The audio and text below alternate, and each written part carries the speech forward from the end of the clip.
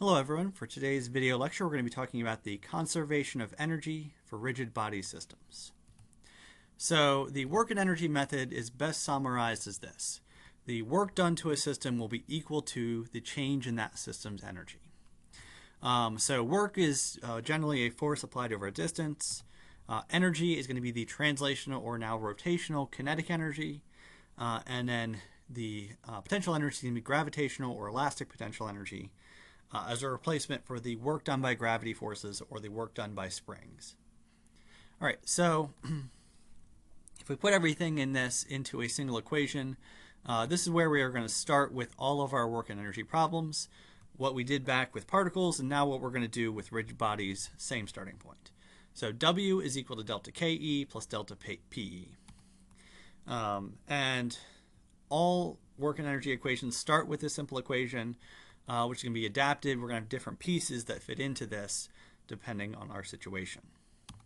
All right, so as a review of particles, this is the equations, the pieces that we could fit into the equation up to this point. So work was either going to be a force times a distance, or if we had a force that changed over the kind of distance that it travels, if we take the integral of the force function over distance, that would be the work as well.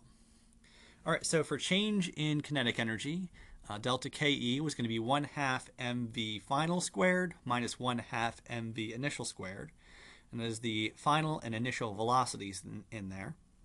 And then the changes in gravitational potential energy, it's going to be mg delta h, so mass times acceleration due to gravity times the change in height of the object. And then finally, the change in elastic potential energy, it's 1/2 kx final squared minus 1/2 kx initial squared. K was the spring constant or the stiffness of our spring, and then x is the amount of stretch in our spring. So every spring is going to have some sort of resting length, and if you stretch it out 1 inch beyond that, you'd have x equals positive 1. If you compress it 1 inch beyond its resting length, x would be negative 1. All right, so that's what we had for particles, and now we're going to add on, we're going to allow for rotation, which is going to add on some pieces.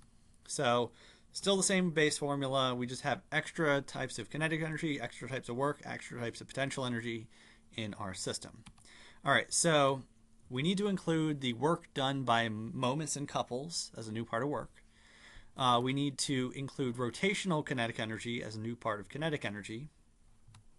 And lastly, we're going to have the potential for torsional spring energies.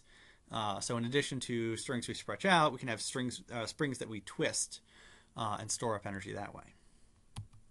All right, so the work done by a moment is going to be the magnitude of the moment times the change in angle. So W is the work done in this equation, M is the magnitude of the moment, and delta theta is kind of the angle that the body twists, and it's important that delta theta be in radians. So just as with forces and translational motion, the work of the moment is only the vector component of the moment that lines up with the vector component of rotation. So if we have a moment about one axis and the rotation actually occurs about an axis that's not quite the same, we need to find the component of that moment in the axis of rotation. That would actually be the work. So moments of the opposed rotation count as negative work. So if you've got something like a braking system where the moment and the change in angle are actually going opposite directions, that's going to be a negative work in our equation. All right, so also as with forces, if the moment varies with position, we can integrate the moment over that change in angle. So if we have m of theta d theta, integral from some initial angle to some final angle, or the area under our moment curve would be the overall work done by that moment. All right, so work in rigid body systems. So since a single off-center force can cause a force and a moment, a single force can also do linear work and angular work to a system. So if we've got something like this where we are two boxes on an icy surface, if I press in the center, the work would be force times whatever displacement it has. If I push off center like I have over here at B, we're going to have that single force. It's going to cause some sort of displacement of the center point, but it's also going to cause rotation. So the magnitude of this force times this displacement over here, plus the magnitude of the moment about the center. So force times distance times this angle of twist would be the angular work done by that force. So we have two types of work happening in this system, one type of work happening in this system over here. You add them together, and that's the overall work done by the force. All right, so next up is rotational kinetic energy. So rotational kinetic energy is the energy stored up in the relative motions of all the spinning parts of the body. So the center point's not moving, but all of those points around the center point are moving. So for fixed axis rotation, what we would have is the kinetic energy would be 1/2 I omega squared. So I is the mass moment of inertia, and omega is the angular velocity of my object. For changes in kinetic energy, we simply have to do final minus initial, so 1/2 I omega final squared minus 1/2 I omega initial squared in all of this. And so O in this case is the center of rotation, is the axis we're rotating everything about. So make sure you take your mass moment of inertia about that point. All right, so next up is general planar motion. So say we've got something rolling along a surface. It's not rotating about a fixed axis anymore. If we have that, we have both translational and rotational motion. So we have two types of energy.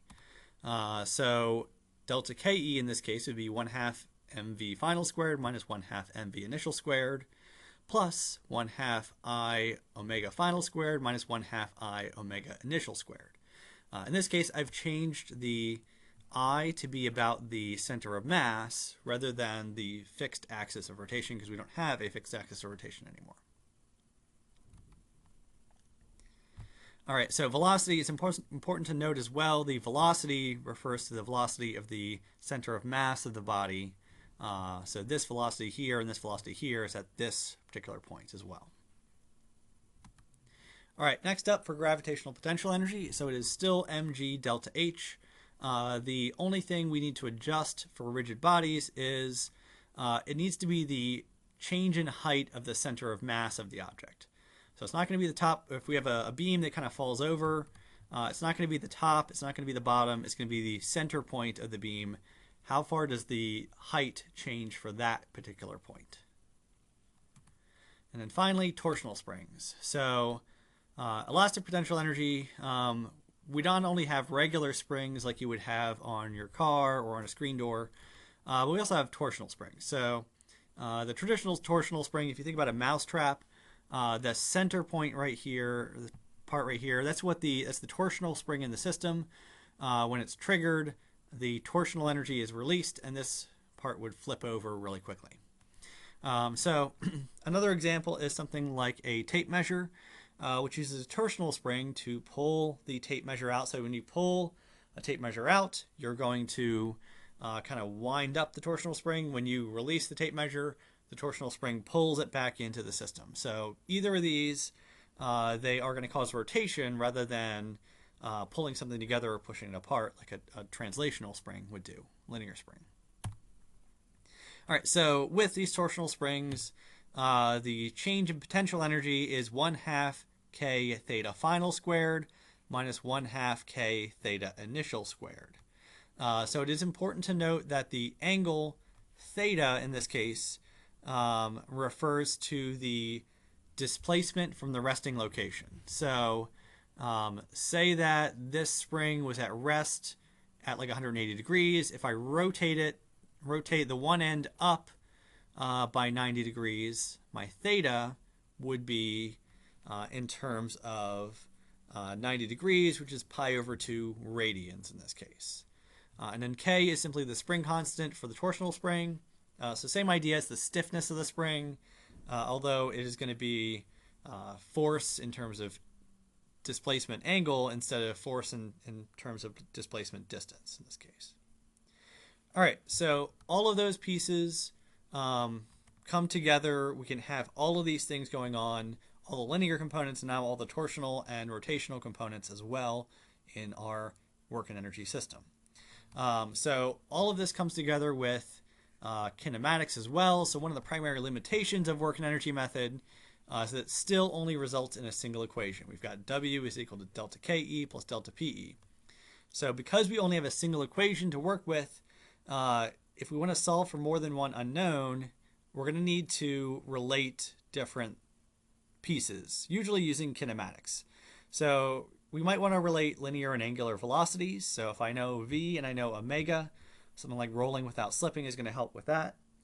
I also might want to relate the positions and displacements for potential energies. So the change in height, the stretch in a spring, these all might be related.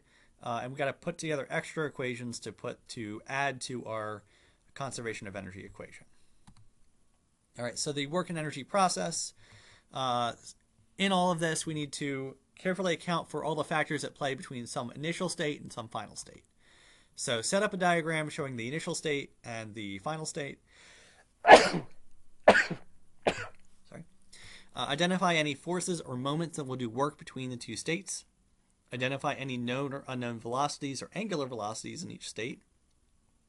Identify the change in height, if applicable, and identify the x and theta values for our springs. So how far they stretched from their resting values for both the initial and the final states, if applicable. So you might not have all these things going on at once. These are all just different options that we have for our work and energy systems. Once we have all of that, we have our diagram set up. We're going to use the diagram to put together a single conservation of energy equation. W is equal to delta KE plus delta PE. Fill in the appropriate work terms, kinetic energy terms, and potential energy terms for your situation.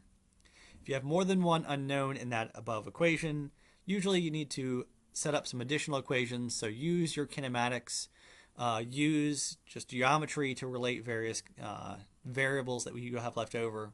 Build it up until you have at least as many equations as you have unknowns. And then step 3 is just doing the math. Solve the equations for the unknown quantities. All right, that's all we've got for today's video lecture. Thank you for watching, and I hope to see you again.